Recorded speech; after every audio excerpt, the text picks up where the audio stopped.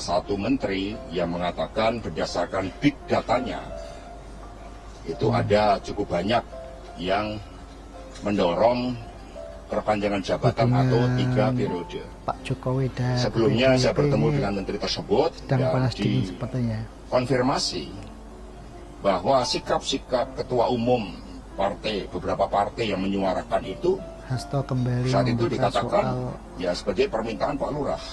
Ada di media bicara tentang 3 periode. Katanya itu atas perintah seseorang. Dan ini Pak Bahlil. Saya mau sampaikan ya, yang ngomong tentang isu penundaan pemilu itu pertama itu namanya Bahlil Adalia. Buka itu di semua media. Dan saya tidak pernah diperintah oleh siapapun. Dan itu adalah ide dalam menanggapi hasil survei Burhanuddin Muhtadi di era pandemi.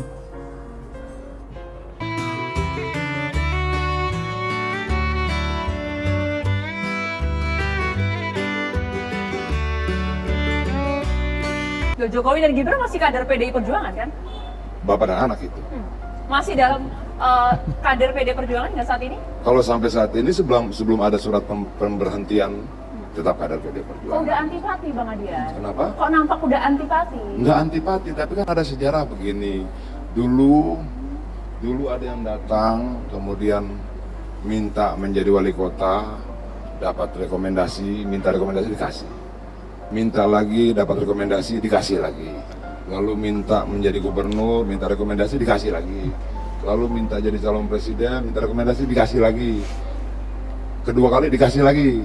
Lalu ada lagi minta untuk anaknya, dikasih lagi. Lalu ada lagi minta untuk menantunya, dikasih lagi. Banyak Bang ya dikasihnya. Dikasihnya banyak benar. Nah ketika kemudian ada permintaan 3 periode, kita tolak. Ini masalah konstitusi, ini masalah bangsa, ini masalah rakyat yang harus kita tidak bisa setujui. Kemudian ada pihak yang marah, ya terserah mereka. Yang jelas kita bertahan untuk menjaga konstitusi. Menjaga konstitusi adalah menjaga republik ini. Menjaga konstitusi adalah menjaga bangsa dan rakyat kita. Kalau kemudian ada yang marah karena kita menolak penambahan masa jabatan 3 periode atau perpanjangan, bukan karena apa-apa, itu urusan masing-masing, tapi memang untuk menjaga konstitusi. Sederhana aja. Kalau yang sekarang, Bang Adian,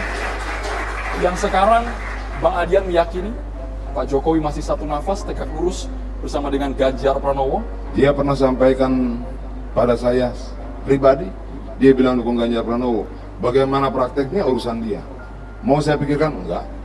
Yang saya pikirkan adalah memenangkan Ganjar dan Pak Mahfud. Itu aja. Aneh juga. Kami kira isu ini ada kumu yang melakukan pembusukan terhadap karakter Bapak Presiden Joko Widodo, tapi ada juga yang menghormati pilihan-pilihan politik yang dipilih oleh Bapak Presiden dan juga keluarga Pak Jokowi. Karena dua kelompok ini semakin terbuka. Menurut saya cerita tolak permintaan 3 periode bisa dikarang-karang. Intinya bukan itu. Itu yang saya dengar, nggak salah tentunya. Intinya kami yakin dari dulu Pak Jokowi tidak baper soal politik. Ada di media bicara tentang 3 periode. Katanya itu atas perintah seseorang.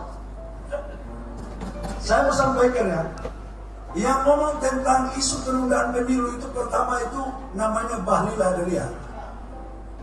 Buka itu di semua media. Dan saya tidak pernah diperintah oleh siapapun. Dan itu adalah ide dalam menanggapi hasil survei Burhanuddin Muhtadi di era pandemi. Itu benar. Memang Pak Jokowi tidak pernah secara langsung menyampaikan keinginannya untuk meminta kepada Ibu Megawati merubah Undang-Undang Dasar 1945 dari 2 periode menjadi 3 periode.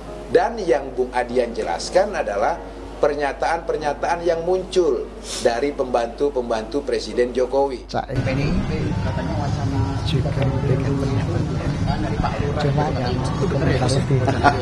tanya Pak Hasto aja, jangan tanya saya. Itu pertanyaan yang mengandung bahaya. Nanti pemerintahan akan gandeng kalangan mahasiswa gak? Ada ini Pak, ada ya penegasan dari Puan bahwa tidak ada permintaan Jokowi 3 periode Pak. Jadi saya sendiri mengalami itu. Jadi ketika saat itu saya sedang nyekar di makam Bung Karno Blitar, tiba-tiba muncul berita salah satu menteri yang mengatakan berdasarkan big datanya, itu ada cukup banyak yang mendorong perpanjangan jabatan atau 3 periode. Sebelumnya saya bertemu dengan menteri tersebut dan dikonfirmasi bahwa sikap-sikap ketua umum beberapa partai yang menyuarakan itu, saat itu dikatakan ya sebagai permintaan Pak Lurah. Kami mendengar itu, maka kemudian karena PD Perjuangan ini juga lahir dengan suatu semangat untuk membangun demokrasi yang sehat, yang taat pada konstitusi, maka PD Perjuangan bersama rakyat Indonesia memilih tegak lurus pada konstitusi. Itu sikap yang diambil oleh PD Perjuangan. Jadi berbagai upaya yang dilakukan oleh beberapa ketua umum saat itu yang saya dapat informasinya, ini bisa di cross check, saya pertanggungjawabkan secara politik, hukum, dan juga di hadapan Tuhan Yang Maha Kuasa, di hadapan rakyat Indonesia, bahwa itu memang ada.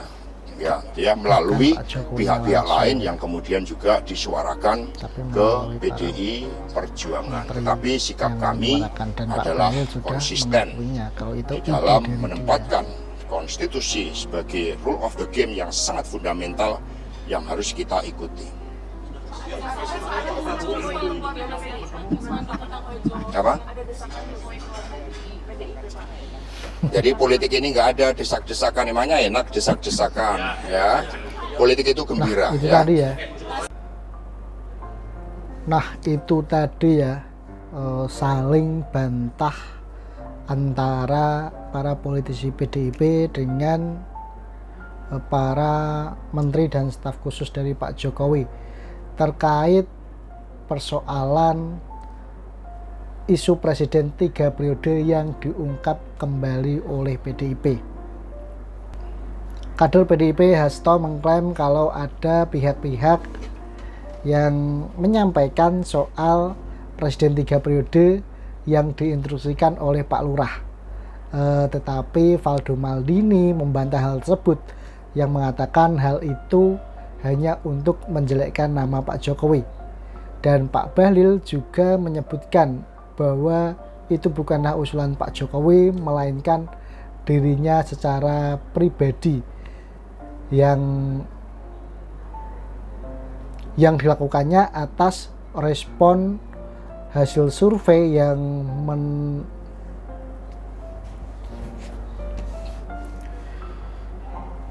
hal itu diungkapkannya atas dasar respon hasil survei yang mengungkapkan kepuasan rakyat terhadap kinerja pemerintahan Presiden Jokowi.